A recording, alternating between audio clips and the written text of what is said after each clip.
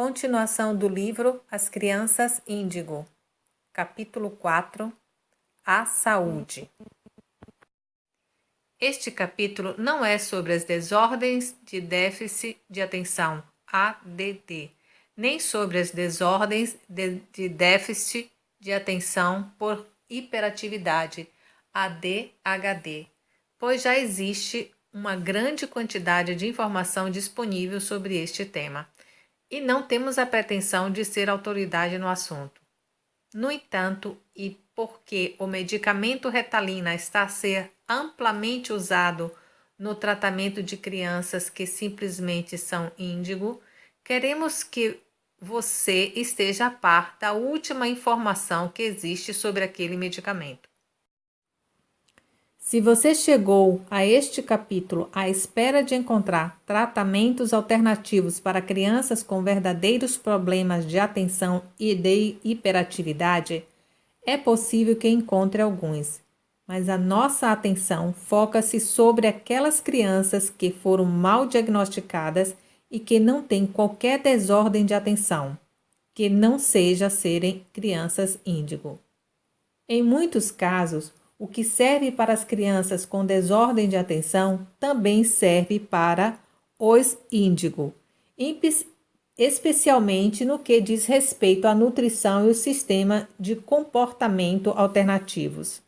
Revejamos de novo alguma da informação que tem sido tecida ao longo deste livro. Nem todas as crianças índigo têm desordem de atenção e de hiperatividade, e nem todas as crianças com desordem de atenção e de hiperatividade são crianças índigo. Você está curando ou adormecendo? Você leu neste livro sobre pais que estão a ponto de enlouquecer com seus filhos, a quem diagnosticaram desordem de atenção e que, afinal, não as têm. Alguns pais deram aos filhos os medicamentos receitados pelos médicos. Como mencionamos antes, em alguns casos esses medicamentos parecem ajudar, mas a quem ajudam? Aos pais ou às crianças? Seguramente algumas crianças conseguiram acalmar-se e confrontar-se, mas isto deve-se ao fato de que sua consciência evoluiu ou porque ficou adormecida com a droga? Neste capítulo apresentaremos a doutora Doreen Virtue, que nos falará sobre o diagnóstico de desordem de atenção e das crianças índigo. Também falaremos de algumas alternativas de tratamento que temos encontrado nas nossas viagens, que são úteis para os índigos com problemas com o mundo que os rodeia. Algumas dessas alternativas poderão parecer-lhe estranhas, mas não a teríamos incluído se não tivéssemos comprovado que funcionam. Será saudável o conformismo? Por Doreen Virtue, PhD. As crianças índigos são frequentemente diagnosticadas como crianças com desordem de atenção e com hiperatividade porque recusam-se a conformar-se. Quando vemos um filme de Clint Eastwood, aplaudimos a sua rebeldia natural. No entanto, quando esse mesmo espírito se evidencia nos nossos filhos, damos-lhes medicamentos. Para todos é claro que se consultarmos o médico, ele ou ela irá receitar-nos invariavelmente medicamentos, como resposta àquilo que está a causar a doença. Isto faz-se lembrar um velho axioma: nunca tentes ensinar um alce a cantar. Perderás o teu tempo e darás um desgosto ao alce. Por outras palavras, as pessoas são o que são. Assim, não nos surpreende quando os educadores, desesperados devido à desobediência dos estudantes, os remetem para os psiquiatras e para os médicos de família, e estes receitam Ritalina.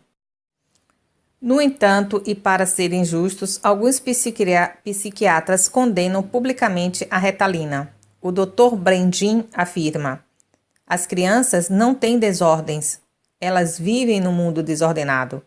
Quando os adultos lhes proporcionam um ambiente melhor, elas melhoram rapidamente o seu comportamento. As crianças e os adolescentes podem eventualmente tornar-se taciturnos, confusos e autodestrutivos. Interiorizam estes sentimentos ou tornam-se rebeldes compulsivos.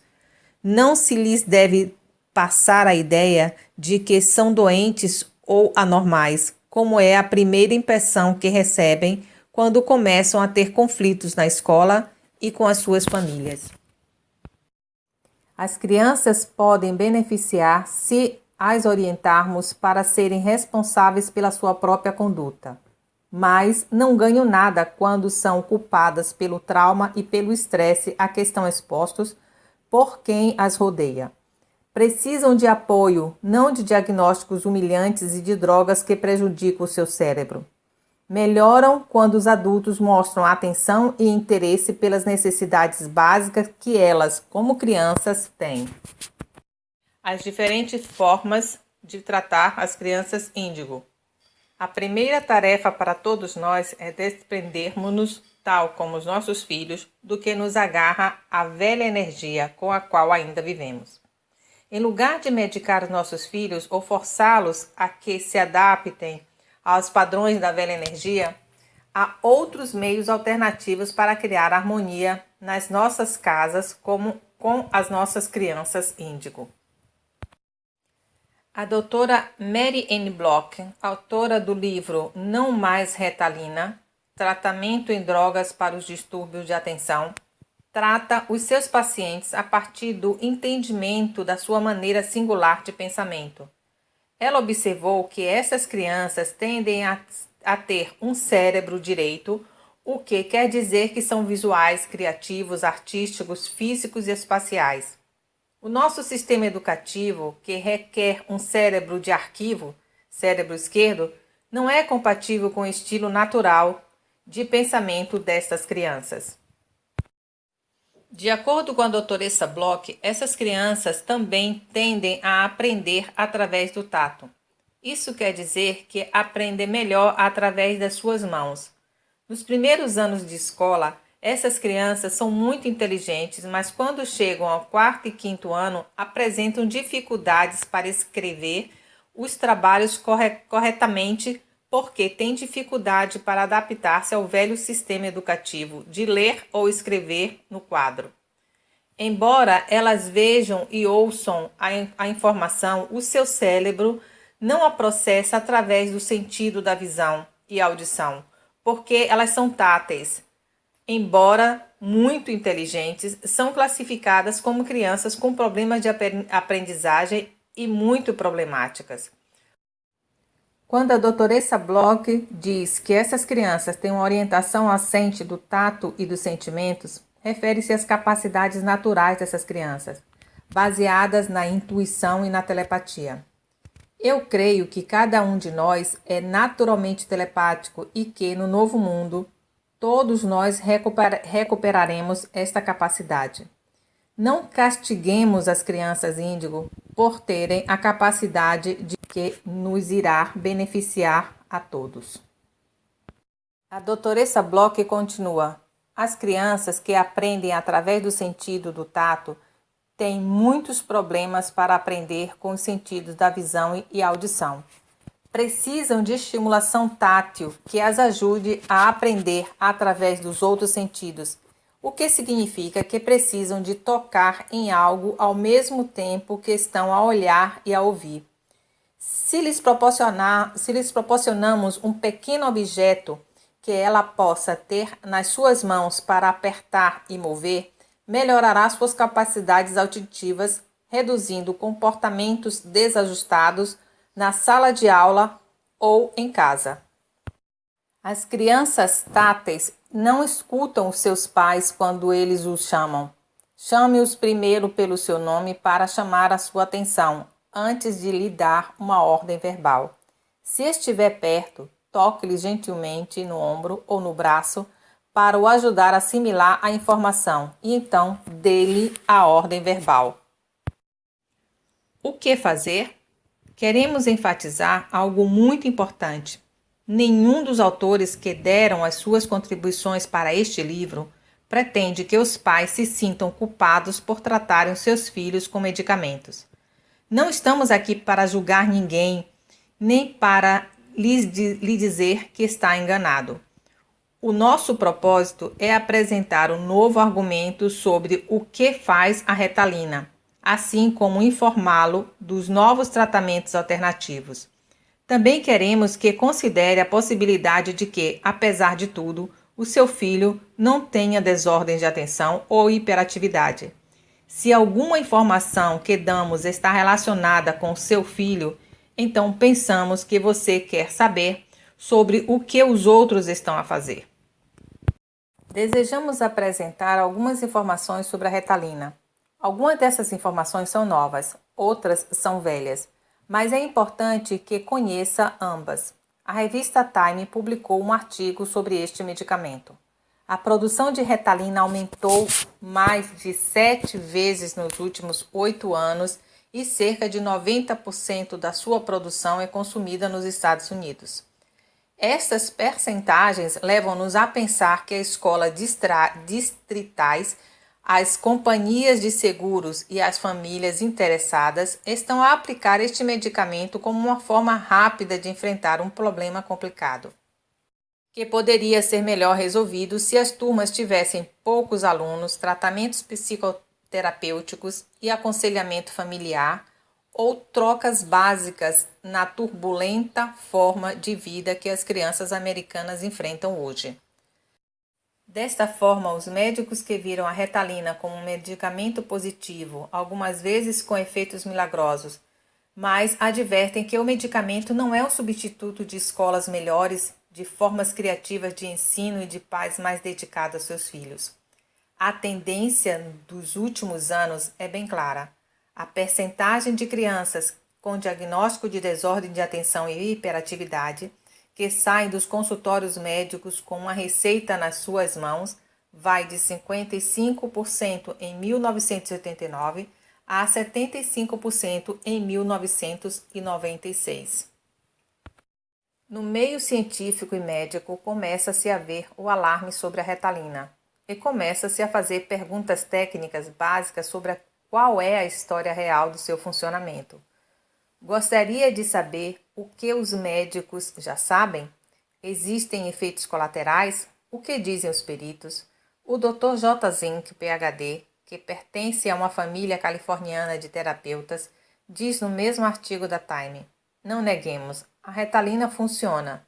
Todavia, por que funciona e quais são as consequências de uma prescrição excessiva? Na verdade, não o sabemos. No texto seguinte de um artigo de 1984 do Dr. Robert Mendelssohn, MD, segue no mesmo sentido. Nada até agora tem demonstrado que os medicamentos como o Silert e a Retalina melhoram o desajuste acadêmico das crianças que os tomam. O maior efeito da Retalina e das drogas similares é que se verifica um fácil controle do comportamento hiperativo das crianças. Medica-se o aluno para facilitar a vida do professor, mas não para fazer bem e melhorar a produtividade da criança. Se seu filho é uma vítima potencial do perigo dessas drogas, dir-lhe-ei que este é, na verdade, um preço alto a pagar para tornar a vida mais agradável ao professor. Com isto em mente, consideremos o seguinte texto de 1998 sobre a Retalina nos últimos 15 anos. A curto prazo, a Retalina atua claramente para reduzir os sintomas de desordem de atenção e de hiperatividade. Porém, muitas crianças têm estado a tomar o medicamento durante anos, sem que tenha havido os estudos que indiquem os efeitos ao longo prazo e no desempenho acadêmico e no comportamento social das crianças. A Retalina pode interferir no desenvolvimento normal da criança, embora investigações recentes sugerem que só o atrasa. Os efeitos colaterais da Retalina. A citação seguinte foi seguida, palavra por palavra, pelo produtor da Retalina, o laboratório Saiban Gaze. À medida que for lendo, notará que a companhia reitera que não sabe como funciona a Ritalina ou como seus efeitos se relacionam com a condição do sistema nervoso central. Admite que desconhece o seu efeito a longo prazo. Notará também nos comentários entre parênteses efeitos feitos pelo Dr. Mendelssohn. O nervosismo e a insônia são as relações adversas mais comuns que usualmente se controlam reduzindo a dose e omitindo o medicamento, à tarde e à noite.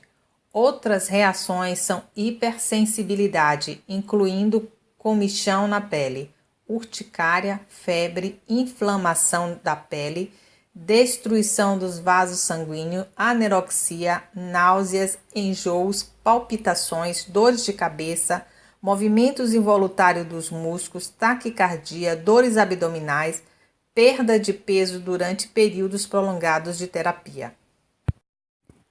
Informações sobre a síndrome de Tourette foram raramente mencionadas.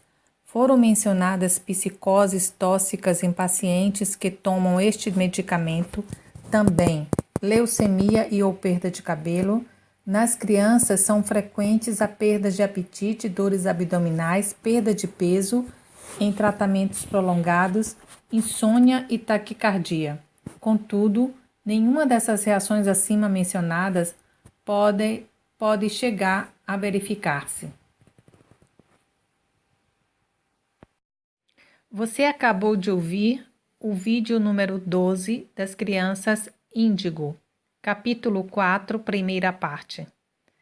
Não deixe de deixar o seu like e inscrever-se no nosso canal. Até mais!